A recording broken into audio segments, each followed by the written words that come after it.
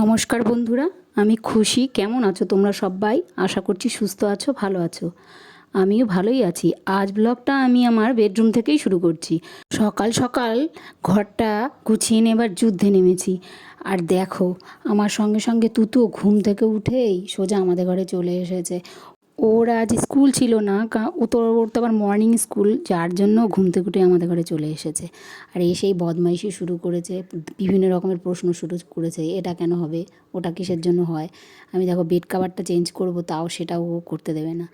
বলছে কেন, অনেক দিন তো হয়নি, তুমি কেন বেড কাভারটা চেঞ্জ করবা? আমি বলছি যে না, অনেক দিন হয়ে গেছে, নোংরা হয়েছে। তুতু বলছে দেখো যে না, আজ এখন তুলবে না, তুমি পরে তুলবে, আমি আগে খেলা করি তারপরে। আমি বললাম না, বিছানাটা তো তুলতে হবে, চাদরটা দিয়েই টানি, মানে তুলতে গেছে, ওর টেনে ধরে রেখেছে। তা আমি বললাম আচ্ছা দে, আমি তোকে আর একটা চাদর পেতে দেবো। চাদরটা আমি কাস্তে ফেলে দিয়ে নিচে আর একটা নতুন বিছানার চাদর নিয়ে নিলাম। এই চাদরটা কিন্তু একদম নতুন, আমি পাচ্ছি, তোমরা বলো তোমাদের মানে কেমন লাগলো। ও একজন গিফট দিয়েছে এই চাদরটা, একটু ছোট হয়েছে আমার, মানে তবুও গিফট তো ভালোই লাগে সবারই পেতে। আর দেখো, যেই না আমি বিছানাটা চাদরটা টান টান করে পেতে নিলাম, এর মধ্যেই দেখো শুয়ে পড়েছে, একবার শুচ্ছে একবার বসছে। আর দেখো, নতুন চাদর ছিল বললাম না, ওর মধ্যে একটা ও স্টিকার পেয়েছে, বড় একটা। ওই স্টিকারটা নিয়ে একবার আমার গায়ে লাগাচ্ছে, একবার ওর গায়ে লাগাচ্ছে। এবার যেই আমার গায়ে যখন লাগিয়েছে, টেনে তুলেছে, তখন ও বুঝতে পারিনি। যেই না ওর গায়ে লাগিয়েছে, যেই টেনে তুলতে গেছে, অমনি হাতে লেগেছে আর কান্নাকাটি শুরু করেছে। ওই দেখো ডিগবাজি আবারও খেয়ে নিল। কতবার যে ও ডিগবাজি খেলো, আমি বারণ করছি খাস না, ঘাড়ে লেগে যাবে। তো ওই করতে করতেই নিজে নিজেই ব্যথা পেয়েছে আর কান্নাকাটি শুরু করেছে। এবার তোর মা ডাকাডাকি করছে, আয় এইখানে আয়, ও তো যাবে না। যাই হোক, ওই একটু পরে নিজে নিজেই কান্না থামিয়ে নিয়েছে। আর আজ আমার ছিল একটু তাড়াহুড়ো, কারণ একটু দেরি হয়েছিল ঘুম থেকে উঠতে। আর দেখো, তারপরে ঘর ঝাড় দিতে বসে, তাড়াহুড়ো যতই করি না কেন, সে দেরি হবেই।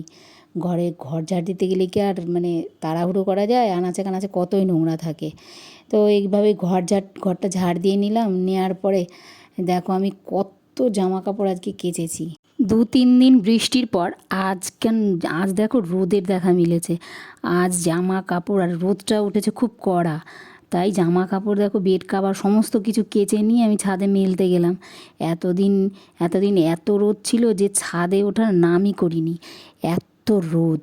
ছাদে জামা কাপড়ও মেলতে যায়নি, নিচেই দিয়ে রাখতাম, এমনিই শুকিয়ে যেত। আর আজকে দেখো, নিচে তেমন একটা রোদ নেই, অল্প অল্প রোদ, তো ওই ছাদে খুব ভালো রোদ। তাই ছাদের দড়িতে মানে মেলতে গেলাম, তাড়াতাড়িও শুকাবে। যাই হোক, নিচের দড়িতে তো রোদই পড়ে না। তোমরা তো দেখতেই পেলাম কত জামা কাপড় কেচেছি। এরপরেও আবার কিন্তু ওই শুকনো জামা কাপড়গুলো তুলে আর আবার জামা কাপড় কেচে সেইগুলো মেলে দিয়ে এসেছিলাম।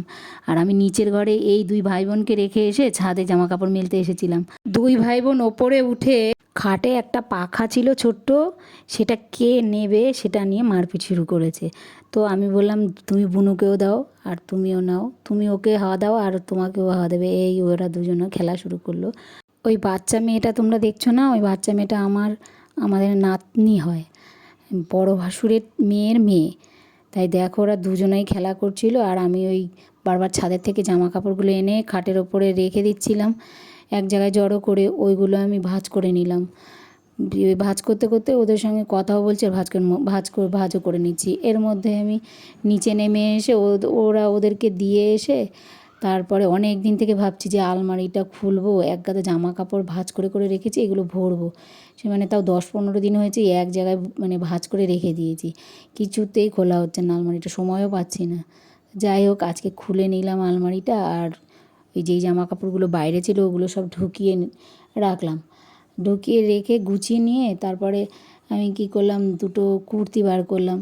আগে এই কুর্তিগুলো দুটো কুর্তি অনেক দিন আগে কিনেছিলাম, কিন্তু পরতে পারছিলাম না, যে এত বড় হয়, মানে সে পরাই যাচ্ছিল না। তাও এই যে এই হাতের এই কুর্তিটাকে আমি পরেছিলাম একদিন, তো হাতটা এত বড় হয়, আমি খুব রোগা হয়ে গেছিলাম। তো আর পেছন দিকে বোনের বাড়ি পরে গেছিলাম একদিন, পেছন দিকটা না, এসে দেখছি অল্প একটু জায়গা ছিঁড়ে গেছে, ওইটা রিপু করতে দিতে হবে। তো তাই জন্য আমি বার করে নিলাম, আর সেলাইও করতে হবে, বড় হয় ভীষণ। আর দেখো, আর একটা নতুন মানে কুর্তি, এটাও আগে কেনা ছিল, এটা বার করলাম। এটা বার করে সেলাই করে নেবো একবারে, তাহলে কোথাও যাওয়ার সময় আর মানে অসুবিধা হবে না, বড়ও হবে না। তো তাই দুটোই বার করে নিলাম আমি। আজ একটু তাড়াহুড়ো ছিল বলে আলমারিটা তোমাদের আমি দেখাতে পারলাম না। আমার আলমারির যে অবস্থা ওটা না দেখালেই ভালো হয়। একটা রাখতে গেলে বা একটা টান দিলে 10টা পড়ে যায়, এত অগোছালো। গুছিয়ে রাখি, আবার কীভাবে কোথাও যাওয়ার সময় কিচ্ছু খুঁজে পাওয়া যায় না। এই একটা কিছু মানে টান দেবো আর গড় করে সব পড়তে শুরু করবে। এই এই এক পড়ি আবার ওরকম ফেলে রাখি, এই করেই চলে। এর মধ্যেই দেখো ছেলের বাবা নিয়ে এলো সবজি বাজার করে। আর দেখো ছেলের কিন্তু আজকে মানে নেমন্তন্ন রয়েছে ওর মেজো জেঠিমণিদের ঘরে। আর সবজি এনেছে, পরে আমি রান্নাঘরে ঢুকে এলাম।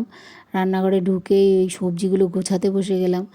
একটা প্লাস্টিকে করে শসাগুলো আলাদা, তারপরে মানে আলু আলাদা, পেঁয়াজ আলাদা, এগুলো সব আলাদা আলাদা করে গুছিয়ে ফ্রিজে ঢুকিয়ে রেখে দিলাম এই সবজির র্যাকের মধ্যে। এবারে লতি আর ডাল রান্না করব বলে, কারণ ছেলের তো দুপুরে নেমন্তন্নই রয়েছে, তাই আমরা দুজন খাবো, বেশি কিছু করবো না। আবার যা করার রাত্রে করলেই হবে, রাতে তো আবার খাবে ছেলে, আমরাও খাবো। তো যাই হোক, ওই লতি কাটতে বসে গেলাম।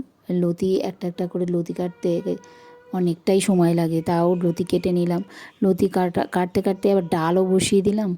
আর ডালটা হতেই আমার লতি কাটা শেষ হয়ে গেছে। আর দেখো আমি মানে কড়া বসিয়ে লতি রান্না করব বলে প্রথমে মশলাটা কষিয়ে নিলাম, পেঁয়াজ দিয়ে এর মধ্যে প্লেন করা মশলা দিয়ে কষাতে থাকলাম, তারপরে লতিটা দিয়ে ভালো করে কষিয়ে নিলাম। এক হাতে মোবাইল নিয়ে আর এক মানে ব্যাক ক্যামেরা করে তোমাদের দেখাচ্ছি, দেখো আর এক হাতে নাড়িয়ে, তাই ঠিক মতো নাড়াতে পারছি না, আবার কড়াটা ঘুরে যাচ্ছে। সব কিছু ভালো করে কষিয়ে নিয়ে তারপরে দেখো নামিয়ে নিলাম। দেখে বলো তোমাদের মানে তরকারিটা দেখতে কেমন হয়েছে। এরপরে দেখো সব শেষে আমি ভাত বসিয়ে দিলাম। তার কারণ হচ্ছে ভাতটা তাহলে নষ্ট হবে না, ভালো থাকবে। প্রায় দিনই ভাত ভালো থাকে না, ফেলে দিতে হয়। তাই আজ দেরি করেই ভাতটা বসিয়েছি। আর ভাত হতে সকালের চায়ের বাসন আরও অন্যান্য যেসব বাসন বেরিয়েছিল সেইগুলো মেজে জল ঝরিয়ে এনে সব কিছু বাসনের র্যাকে গুছিয়ে রাখলাম। আর স্নান সেরে পুজো দিয়ে দুপুরের খাওয়া দাওয়াটা করে নিয়েছিলাম। এই কাজগুলো আর কিন্তু তোমাদের সঙ্গে আমি শেয়ার করতে পারিনি, কারণ শ্যুটই তো করতে পারিনি। যাই হোক, বেশ কয়েক ঘন্টা বিশ্রাম করে একটু ঘুমিয়ে নিয়ে রেডি হয়ে নিলাম, দেখো বাজারে যাব বলে। সামনের গেটে দেখো তালা দিয়ে আমি পেছন দিক দিয়ে বেরোবো, তাই সামনের গেটটায় আগেই তালা দিয়ে নিলাম।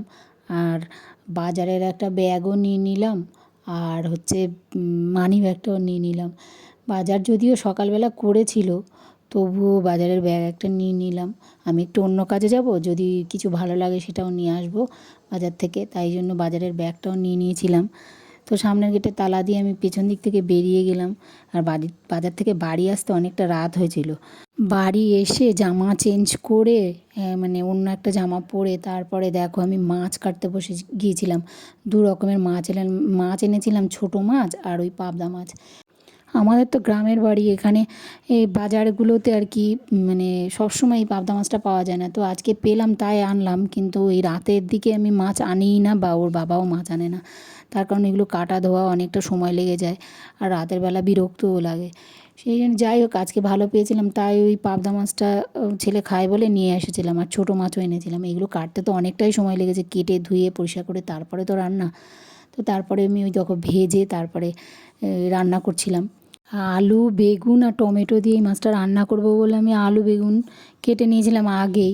ওগুলো হালকা করে ভেজে তারপরে ওর মধ্যে মশলা দিয়েছিলাম।